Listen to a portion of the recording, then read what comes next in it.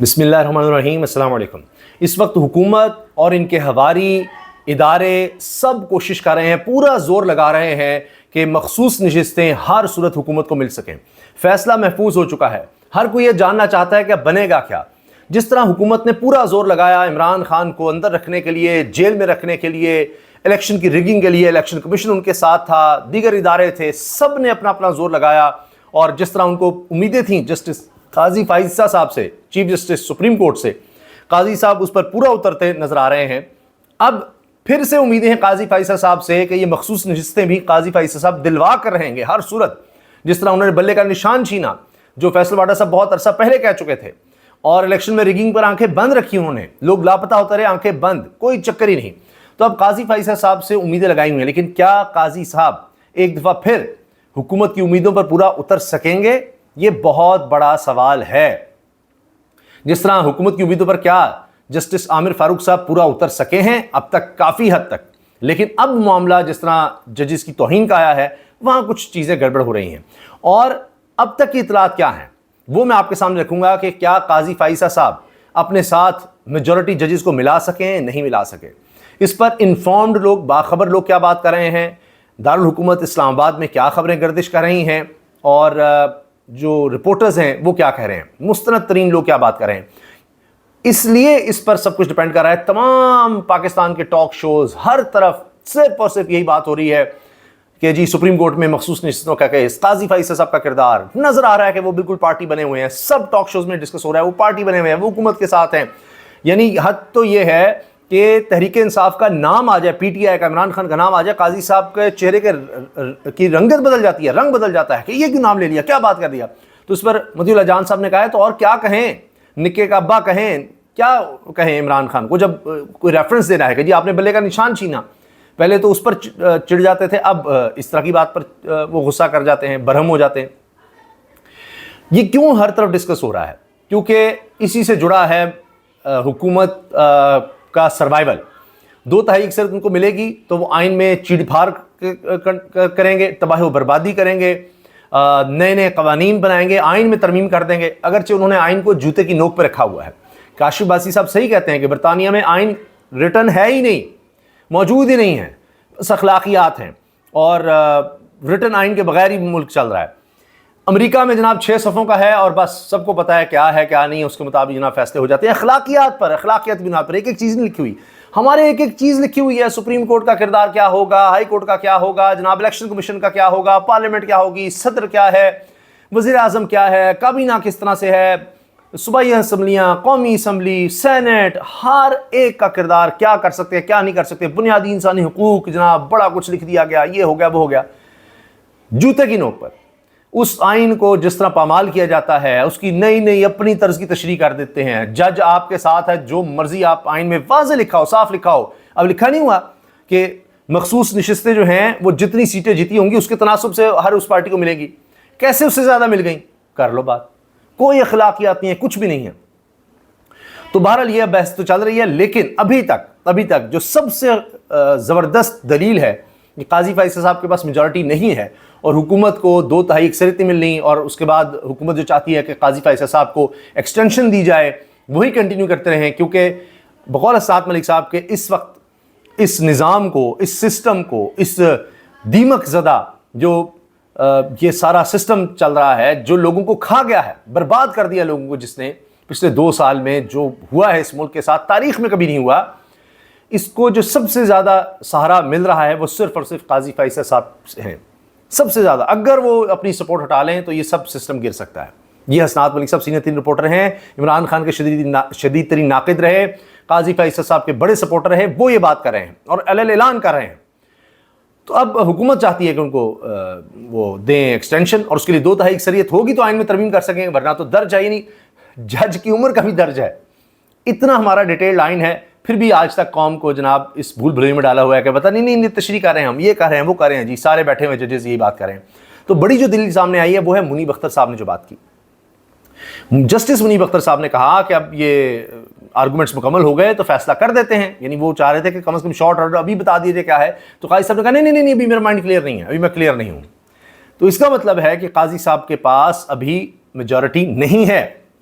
जजेस अभी ज़्यादातर उनके साथ नहीं है। अब महफूज फैसला करने के बाद ये कोशिश होगी कि कोई वही बात जो बाकी केसेस में देखी है, कोई मुदाखलत, कोई दबाव, कुछ इस तरह से उस तरह से किसी को भेज कर कुछ कर करा के कुछ कहते हैं जी, जिस तरह तारिक महमूद जहांगीरी साहब के किसी कहा जा रहा है, सीनियर साफ़ी हबीब अकरम साहब को कोट किया जा रहा है कि जी उन्होंने कहा है कि उनके भाई को बाहर मुल्क में रब्ता किया गया कि इससे पीछे हट जाएँ, ये जो ट्रिब्यूनल्स वाला सारा मामला है और ये हल्के ना खोलें क्योंकि हम ये हारे हुए हैं, तो वरना उनको क्यों कहते हैं फॉर्म 45 वगैरह वाला, वरना उनके खिलाफ हम ये कर देंगे वो कर देंगे। वो ले आए डिग्री शिग्री, वो सारे इकट्ठे हो गए, वो जजेस हाई कोर्ट के सारे इकट्ठे हो गए, ऊपर से मामला कहीं और चला गया।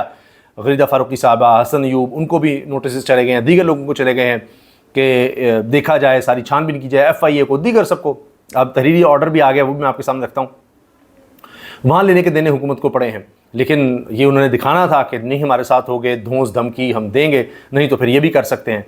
तो उनके पास रास्ता कोई नहीं है इस सिस्टम को, इस आलूदा करप्ट सिस्टम को चलाने के लिए। अब यह है कि एक रिगिंग कर दी आपने, पहले इलेक्शन से नहीं करवा रहे थे कि जी तहरीक इंसाफ की हुकूमत आ जाएगी, फिर जिस तरह भी सारा कुछ मैनेज करके उसके बाद भी करवाए, फिर भी शिकस्त हुई, तो अब इस निज़ाम में बिठा दिया गया है, अब इसको चलाना तो है, तो उसके लिए सब कुछ किया जा रहा है, सारी तवज्जो सारा फोकस उस पर है। और इसी वजह से हमारी मईशत गिरती जा रही है, हमारी अक़दार, हमारी अखलाकियात, आप देख लीजिए क्या हो रहा है, खबरमानी का जो कर रहे हैं, इंसानी हुकूक, लोगों का रोज़गार, हर चीज़ ख़त्म होती चली जा रही है, क्योंकि हुकूमत का फोकस यह है कि हम हुकूमत में कैसे रह सकते हैं, हमने जो जालसाजी 2 नंबरी की है वो किस तरह से कायम रह सकती है।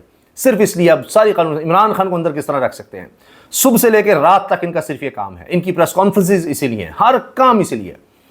अब ये देखिएगा कि इसमें जनाब असद तूर साहब कहते हैं कि आज वाज़ेह नज़र आ रहा था चीफ जस्टिस काजी फ़ाइज़ ईसा अक्सरियत में नहीं है, इसी वजह से फैसला आज नहीं सुनाया गया। जस्टिस मुनीब अख्तर ने कहा आज ही फैसला सुना दें, लेकिन काजी फ़ाइज़ ईसा ने कहा मैं फैसला महफूज कर रहा हूँ। काजी फ़ाइज़ ईसा ने यह कहने की कोशिश की कि मैं क्लियर नहीं हूँ। ये जनाब असद तूर साहब ने बात की, मैं आपको इसका वो हिस्सा सुनवा देता हूँ कि ये लोग हैं जो विटनेस हैं एक तरह से। केस का फैसला महफूज हो गया, ये तमाम कहानी बहुत दिलचस्प है। आज भी ऐसा वाज़ेह तौर पर नजर आ रहा था कि जैसे चीफ जस्टिस काजी फ़ाइज़ साहब मेजॉरिटी में नहीं है, इसी वजह से फैसला फौरी नहीं सुनाया गया। और ये मुनीब अख्तर साहब वाली बात सुनिएगा। जस्टिस मुनीब अख्तर उन्होंने कहा कि आप अभी फैसला सुना दें, आज सुनाते चीफ जस्टिस काजी फ़ाइज़ ने, लेकिन कहा नहीं मैं रिजर्व कर रहा हूँ, क्योंकि शायद उन्होंने कहने की कोशिश की कि मैं क्लियर नहीं हूँ। ये देखिए आप, तो अब मुनीब अख्तर साहब को शायद ये लगता है कि लोग या जजेस ज़्यादा उनकी तरफ हैं, और यही बात मतीउल्लाह जान साहब ने की है। उन्होंने कहा जी जस्टिस मुनीब अख्तर ने आज जिस एतमाद के साथ कहा कि मुख्तसर फैसला सुना देना चाहिए, इससे लगता है कि जजेस की अक्सरियत जस्टिस मुनीब अख्तर की सोच के साथ मुताबिकत रखती है। मतीउल्लाह जान साहब ने काशिबासी के शो में ये बात की है। इसी तरह जनाब एक और बड़े ज़बरदस्त साफ़ी राजा मोहसिन एजाज कहते हैं कि मखसूस नशिस्तों के केस में कड़ियाँ बार बार इलेक्शन कमीशन और सुप्रीम कोर्ट के इंट्रा पार्टी इलेक्शन केस यानी बल्ले का निशान छीनने के केस की तरफ जाती हैं। अगर सुप्रीम कोर्ट के फैसले की गलत तशरीह हुई है तो मुतासरा फरीक यानी तहरीक इंसाफ का इसमें क्या कसूर है, उनके साथ ये क्यों किया जा रहा है, उनसे क्यों मखसूस नशिस्तें छीनी गई हैं। और असल मामला जो अतर मिनल्ला साहब बार बार कहते हैं कि वो तो वोटर का है, वो तो बुनियादी इंसानी हकूक़ का है, उससे हक छीना गया, वो जिस पार्टी को वोट करना चाहता है उससे वो हक छीन ही लिया गया, तो ये क्यों किया गया। इसके अलावा जनाब जो इद्दत केस का मामला है वो भी सुनते जाइए। उसमें हुआ ये है कि अब ख्याल ये है कि चीज़ें मैनेज नहीं हो सकी इद्दत केस में, इसलिए खबरमानी का रोध हो रहे थे, इसलिए तमाम चैनल्स को कहा गया उनको दिखाओ कि अब कुछ इस तरह का हम कुछ जवाब खड़े कुछ करें, क्योंकि शिकस्त हो चुकी है। और इसका एक और सबूत कि इमरान खान साहब को इद्दत केस में रिहाई मिलने वाली है, और शायद वो चीज़ें उस तरह मैनेज नहीं हो सकी, अगरचे जस्टिस आमिर फारूक साहब ने अफजल मजोका को लगाया, सोच समझ के लगाया होगा, उन्होंने पहले रिलीफ भी नहीं दिया, जमानत पर रिहाई भी नहीं दी। अब 12 जुलाई तक उन्होंने फैसला करना है, और हाई कोर्ट में जो दरख्वास्त लेकर गए थे खबरमानी का वो भी मुस्तरद हो गई कि जी अभी 1 महीने के अंदर फैसला ना सुनाया जाए, अब 12 जुलाई तक उन्होंने सुनाना है। इसका सबूत क्या है कि इमरान खान इद्दत केस में भी रहा होंगे कि अब 3 केसेस में इंसदाद दहशतगर्दी की अदालत में, एक अदालत में 3 केसेस में उनकी ज़मानत मनसूख हो गई है। और ये कि जी शहबाज शरीफ साहब तो जब पेश नहीं होते, लेट नहीं हो जाते थे, तो जेलर को अदालतें कहती थी ओए तुम नहीं लेकर आए, ये नहीं लेकर आए, और इमरान खान को चूँकि नहीं लाया जा रहा जेल से बाहर, तो कहते जी उनकी ज़मानतें मनसूख कर दो कि जी वो मुलजिम जो है पेश नहीं हुआ। और जहाँ ना इमरान खान की मौजूदगी थी, कुछ भी नहीं था, उन केसेस में जनाब इमरान खान पर, यानी वो शख्स वहाँ है ही नहीं, और जब सारा कुछ हुआ तब वो जेल में है, और फिर भी उस पर यह कि जी इसने किया है, करवाया है। वो जेल में से कैसे करवा रहा था, जबकि सुप्रीम कोर्ट ने कह दिया, उसके बाद उनको रिहाई मिली थी सुप्रीम कोर्ट से, लेकिन माता अदालत नहीं मान रही। सबको पता है क्या किस तरह से हो रहा है, तो ये चीज़ें जनाब लोग नोट कर रहे हैं। लेकिन बहरहाल अब चूंकि वहाँ पर ज़मानत खारिज करके गिरफ्तारी इमरान खान साहब की डाल दी जाएगी, तो लिहाजा इसका मतलब यही है कि इद्दत केस में वो रिहा हो रहे हैं, वरना शायद वहाँ इतना जोर ना लगाना पड़ता कि एक मज़ाक़ा खेज़ है कि उसमें जनाब गिरफ्तारी डाल दो कि बंदा आया नहीं है तो ज़मानत मनसूख कर दो। बाकी कई केसेस में उनको ज़मानत मिल चुकी है। तो ये जनाब इस वक्त तक की सूरत हाल है, ये अभी तक की इतलात हैं। और जो जस्टिस तारिक मोहम्मद जहांगीरी के ख़िलाफ़ जो सोशल मीडिया पर कैंपेन चली, उसमें हुआ यह है कि पैमरा, पीटीए और डीजीएफआईए को भी नोटिस जारी हुए हैं। 4 हफ्तों में रिपोर्ट जमा करवाने का हुक्म। पैमरा, पीटीए, एफआईए इन अकाउंट्स का तयन करे जिन्होंने मोअज़्ज़ज़ जज की साख को नुकसान पहुंचाने की मुहिम चलाई। ये हुक्मनामा सामने आ गया है। फुल कोर्ट का तारीख में पहली दफ़ा इस्लामाबाद हाई कोर्ट की फुल कोर्ट ने फैसला दिया है, हुक्मनामा दिया है। बेंच में सब शामिल थे सिवाय तारिक मोहम्मद जहांगीरी साहब के, क्योंकि उन्हीं के हवाले से तो ये केस था। तो ये चीज़ ही जनाब अब चल रही है। और अब ये वाक़यात हैं 9 मई लाहौर के 3 अहम मुकदमात में इमरान खान की ज़मानतें लाहौर इंसदादी दहशतगर्दी अदालत से खारिज होने के बाद अब इद्दत केस में रिलीफ अगर मिल भी जाता है तो रिहाई मुमकिन नहीं हो सकेगी। तो इससे लग रहा है, क्योंकि पहले भी ये हुआ कि इमरान खान साहब को जब नज़र आता था कि किसी केस में जनाब वो रिलीफ मिलने लगा है, उस केस में सारे लोग एक्सपोज हो गए हैं, वो केस बनता नहीं है, तो पहले ही अगले केस में गिरफ्तारी डाली जा चुकी होती थी कई दफ़ा खुफिया तौर पर। तो यही लगता है कि अब वारदात डाली गई है। इजाज़त दीजिए, अल्लाह हाफ़िज़।